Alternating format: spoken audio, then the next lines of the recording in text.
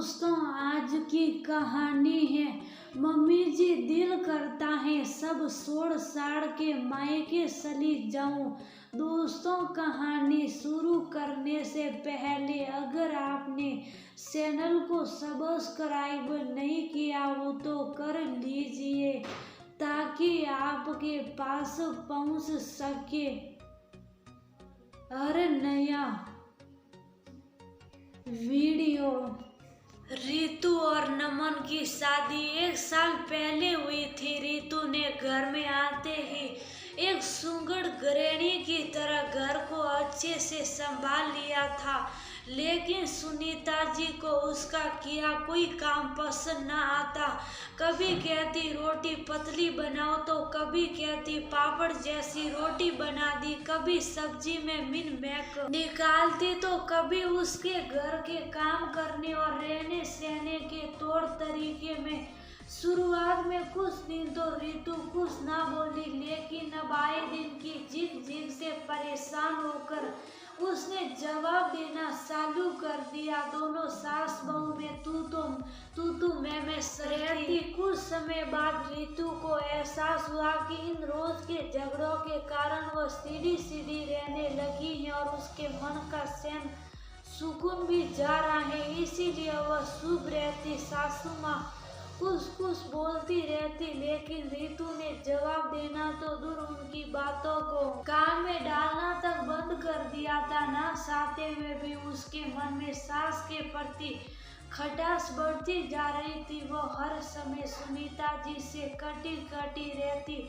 अब सासू माँ को दिक्कत थी कि बहू हमेशा मुंह फुलाए रखती है और बात नहीं करती। सास बहू के बीच दूरियां बढ़ती जा रही थी। नमन जब भी दफ्तर से आता तो सुनीता जी कहती, देख बेटा, घर में मैं और बहू ही तो है, तू तो दफ्तर चला जाता है। अब बता, अगर बहू बात नहीं करेगी तो मैं किससे बात करूं? ऐसा क्या कह दिया मैंने जो ये मुझसे बोलना ही बंद कर गई? वैसे तो नमन इस सब में पढ़ना नहीं चाहता था, लेकिन माँ बार यही बात करती तो उसे अपनी पत्नी से सीधे मुंह कारण पूछना ही पड़ा। रितु बोली, नमन मैं अपना काम पूरी जिम्मेदारी से करती हूँ, लेकिन मैं कितनी भी मेहनत कर लूँ, आपकी माँ को बस बोलने का बहाना चाहिए। उन्हें मेरी हर बात से दिक्कत है। मैं भी इंसान हूँ, मुझे भी बुरा लगता है, लेकिन मैं हर बार झुक जाती हूँ। अब और नहीं बर्दाश्त होता नमन, इसलिए बस खुद को इस सब से अलग कर लिया है। पहले माँ से झगड़ा होता है, फिर उनका पक्ष लेकर आप मुझसे लड़ाई झगड़ा करते हैं।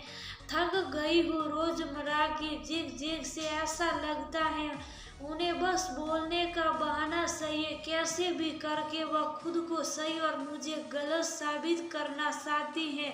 ऐसा कब तक चलेगा? थक गई हूँ नमन, दिल करता है सब छोड़ छाड़ के मायके चली जाऊं। बीवी और माँ के झगड़े में फंसे नमन को समझ नहीं आ रहा था कि क्या करे। बीवी का पक्ष लेकर बात करेगा तो माँ नाराज हो जाएगी और माँ को सही समय पर उनकी गलती का एहसास न करवाया तो उसका बसा बसाया घर टूट जाएगा। नमन ने फैसला कर लिया कि आज के बाद अगर उसकी आंखों के सामने कुछ होगा तो वह चुप नहीं बैठेगा और अपना बसा बसाया घर ऐसे टूटने तो बिल्कुल नहीं देगा। अगले दिन की रितु किसी काम से रसोई में गई। वहां उसका हाथ गिलास पर लगा और कांच का गिलास टूट गया। आवाज सुनती ही सुनीता जी किचन की ओर दौड़ी और बोली, हो बहू, कोई काम ध्यान से नहीं करती, तोड़ दिया ना गिलास। पता है ये जूस सेट मेरी बेटी तनु ने इतने प्यार से लेकर आई थी, लेकिन तुम्हें कोई कदर नहीं। इतने महंगे और अनमोल गिफ्ट की इतनी बार कहा है घर में क्रॉकरी इस्तेमाल मत किया करो। अगर एक भी कप प्लेट या गिलास टूट जाता है तो पूरा सेट खराब हो जाता है। माँ जी, मैंने ये इस्तेमाल नहीं किया, आपके बेटे ने। किया था और सेलम के किनारे पर रख गए। मेरा हाथ लगा और ये गिलास नीचे गिर गया।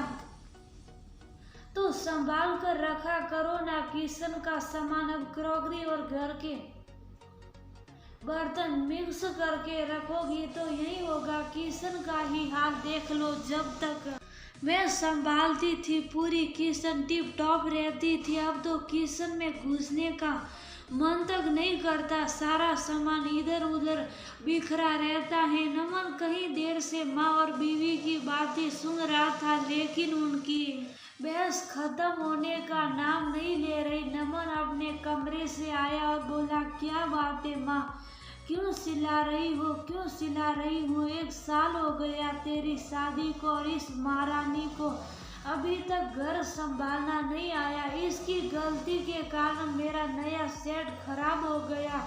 सुनीता जी तुनक कर बोली, माँ क्या ये क्रॉकरी इतनी अनमोल है जिसके कारण हम घर में लड़ाई झगड़ा करें? चीजें तो इस्तेमाल करने के लिए ही बनी है और जब इस्तेमाल करते हैं तो टूटती भी है। गलती हम सबसे होती है, लेकिन इन निर्जीव चीजों की वजह से घर में कलेश करना कहाँ तक ठीक है? आपको नया सेट चाहिए तो मैं अभी ऑनलाइन ऑर्डर कर देता हूँ, लेकिन आज के बाद रसोई के बर्तनों के कारण घर में लड़ाई झगड़ा नहीं होना चाहिए। नमन के इतना बोलते ही सुनीता जी अपने कमरे में चली गई। नमन पीछे पीछे गया और बोला, माँ मेरा दोस्त है ना रवि, उसकी बीवी उसे छोड़कर चली गई है और बात तलाक तक आप पहुंची। और कारण मियाँ बीवी का झगड़ा नहीं, सास बहू का झगड़ा था। मैं नहीं चाहता ये सब हमारे घर में भी हो।